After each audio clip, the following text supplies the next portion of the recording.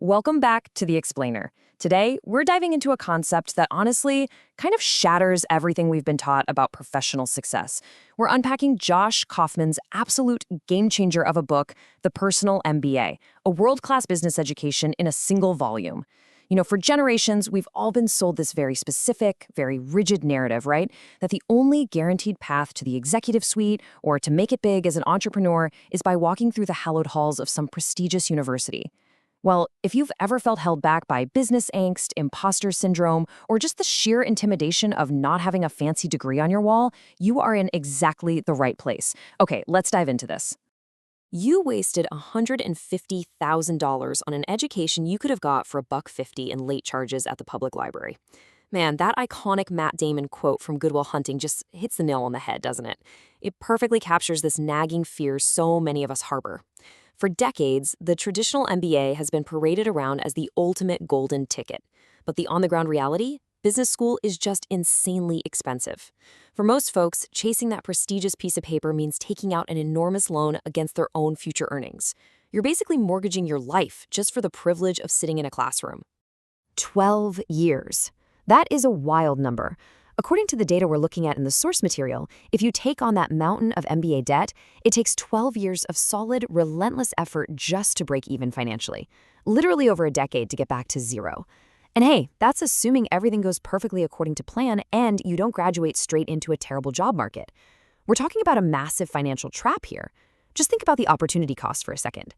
What else could you do with over a decade of your life and 150 grand? You could invest that money into starting an actual business, travel the world, or simply live without the crushing, anxiety-inducing weight of a massive debt anchor holding you back. So here is our high-speed roadmap for today. First, we'll hit the business school trap. Then, mental models over methods, followed by the 5 parts of business. After that, we'll explore the core human drives, demystifying complex systems, and finally, your personal business education.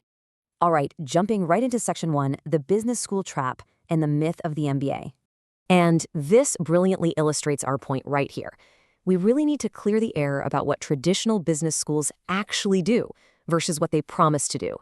The great myth is that an MBA guarantees you a high-paying job and magically teaches you how to be a skilled leader. But the reality? Business is actually one of the simplest professions on earth. Seriously, it is not rocket science, and classroom theory often completely fails to translate into real-world competence. Kaufman's book argues that you absolutely do not need to know everything to succeed. You just need to understand a few critically important concepts that drive most of the value. Everything you need to learn to get started, to start making good decisions, and to finally stop feeling so intimidated is synthesized right here in this single volume. Moving on to section 2, mental models over methods and rebuilding your mindset. Now, what's really interesting about this slide is how it frames the way we think. To rebuild our mindset, we've got to shift our entire approach and prioritize mental models over methods. See, methods are these rigid formulas. They tell you exactly what to do step by step. But the problem is, they break the very second the real world throws you a curveball. Mental models, on the other hand, are foundational concepts. They're like lenses through which you view the world, representing a deep, flexible understanding of how things actually work. This contrast right here instantly diffuses one of the biggest psychological barriers to entrepreneurship. The inaccurate mental model tells us that starting a business is inherently dangerous and wildly risky. But the accurate mental model empowers us. It shows us that while uncertainty is always going to be there, it's completely manageable. Risks can be identified, isolated, and minimized. You don't need a flawless 50-page business plan before you start. You just need an accurate grasp of reality and a framework to make smart decisions on the fly. Okay, section 3, the 5 parts of business. Let's get this engine demystified. It's time to pull back the curtain and look at the wizard behind the machine. Let's forget all that complicated corporate jargon for a minute. If we strip away the noise, the fundamental mechanics of literally any successful commercial enterprise are remarkably straightforward. Every single business on earth, from Apple launching the newest iPhone to millions of people, right down to a neighborhood kid running a lemonade stand on the corner, is simply a repeatable process made up of these 5 interdependent steps: value creation, marketing, sales, value delivery, and finance. Listen, if you take away any one of these 5 factors, you don't have a business anymore. You've got a hobby, a flop, a charity, or a scam. Let's break these down rapidly. Step 1 is value creation. Bottom line, a business is absolutely nothing without a product, service, or shared resource that improves someone's life. This is all about identifying an unmet need in the market and crafting a solution that solves a problem or satisfies a burning desire. If you aren't creating real value, well, you have zero foundation to build upon. Think about how ride-sharing apps got started. They didn't invent cars, right? They just identified a massive unmet need for reliable, on-demand, trackable transportation, and they created a seamless software solution to provide it. That is value creation in action. Step 2 is marketing. Because honestly, it doesn't matter how incredible your creation is if nobody knows it exists. Marketing is the art and science of earning high-quality attention from qualified prospects in an incredibly crowded world. And notice the key phrase there, earning trust from qualified prospects. Marketing isn't just standing on a soapbox shouting at every single person who walks by. It's about figuring out exactly who benefits the most from your value creation and speaking directly to them. Remember, you are competing against literally everything else in their life, their jobs, their families, their phones, so your offering has to be undeniably interesting and relevant to grab their attention. Step 3 is sales. Now, this is the defining moment. Sales are the only point in the entire business cycle where resources actually flow into the business. It's that magical moment where prospective interest translates into an actual transaction. I know a lot of people have a massive psychological hurdle when it comes to sales. They feel pushy or sleazy or awkward. But look at it this way. If you have created real value and marketed it honestly, selling is simply guiding a customer to a solution that genuinely helps them. If you don't ask for the sale, or if the customer doesn't value your offer more than their money, the whole business starves. Step 4 is value delivery. A sale is essentially a promise, and value delivery is keeping that promise. A business only survives in the long term if it reliably provides exactly what the customer paid for, and ideally, you want to exceed their expectations. This is what builds the reputation and trust necessary to create a lasting brand.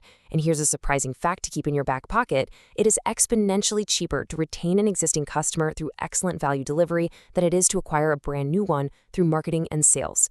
Your delivery is literally the foundation of your future growth. And finally, step 5 is finance. Now, don't panic. It's not about complex calculus or advanced math. It's simply about making sure the business captures enough revenue to sustain operations and actually compensate the people doing the hard work. You just must bring in more money than you spent. It's that simple. Finance is the oxygen that keeps this entire 5-part engine running. Think about it. If you're creating value, marketing beautifully, selling like crazy, and delivering perfectly, but you are losing money on every single transaction, the oxygen runs out and the business collapses. All right, moving into section 4, the core human drives and the psychology of business. So now that we've got a handle on the mechanics, we really have to look at the psychology, because businesses aren't run by robots, and they definitely don't sell to spreadsheets. Businesses are built by people, for people.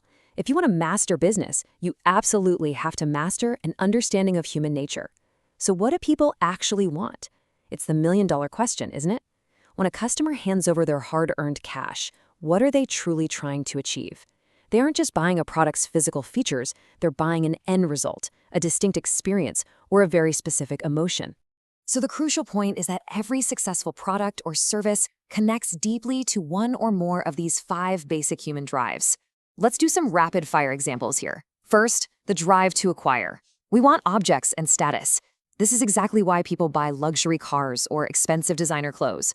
Second, the drive to bond. We want to feel loved and connected. Boom, there's the entire foundation of social media platforms and dating apps. Third, the drive to learn. We want to satisfy our curiosity. This drives the massive market for books, university degrees, and online courses. Fourth, the drive to defend. We want to protect our loved ones and our property, which is why we buy home security systems, insurance, and legal services. And finally, the drive to feel. We crave intense emotion, pleasure, and excitement. This is why we go to the movies, play video games, or book those expensive vacations. The secret here, the more of these fundamental drives your offering satisfies all at once, the more magnetic it becomes to the market. On to section 5, demystifying complex systems, the invisible architecture. Building on that psychology, we need to look at the invisible architecture holding all this together. A business is, ultimately, a complex system. It's a self-perpetuating arrangement of interconnected parts forming a unified whole. And yeah, systems can sound highly intimidating, but listen to this brilliant insight known as Gall's law. A complex system that works is invariably found to evolve from a simple system that worked. This is huge. Now, as your simple system grows into a more complex one, you are inevitably going to hit bottlenecks, and this introduces a great concept, the constraints. A constraint is literally the single limiting factor holding your business back from greater performance. Once you map out your business as a system, your absolute main job as a business owner is to find that constraint and eliminate it. For example, say you have the greatest product in the world and your value delivery is absolutely flawless. Awesome. But if you have zero leads coming in, tweaking your product won't help you one bit. Lead generation is your constraint. You have to identify exactly where the flow is choked off and then focus all of your energy right there. And finally, Section 6, your personal business education and your call to adventure. Let's move to and see how this builds into our final takeaway. We've deconstructed the mechanics, the psychology, and the systems. Now the focus turns directly to you. This is your call to adventure. You've got the foundational mental models right in front of you now. You know the 5 parts of every business, you understand human drives, and you know how to build simple systems and smash through bottlenecks. The mandate from the source material is clear and completely uncompromising. You absolutely do not need to hand over hundreds of thousands of dollars to an institution just to get their permission to succeed. You can bypass those traditional gatekeepers entirely. You can study these fundamentals, test your ideas out in the real world, and build your own highly practical, customized education for an absolute fraction of the cost. We're going to leave you with this final provocative thought to hopefully destroy any remaining certification intimidation you might have. When you get right down to it, what is your true goal? Are you more interested in the vanity of having a framed document to hang on your wall to impress people? Or do you want the actual real-world ability to create value, serve customers, and build a thriving enterprise? The choice is entirely yours. Thank you so much for joining us on this explainer, and we will see you next time.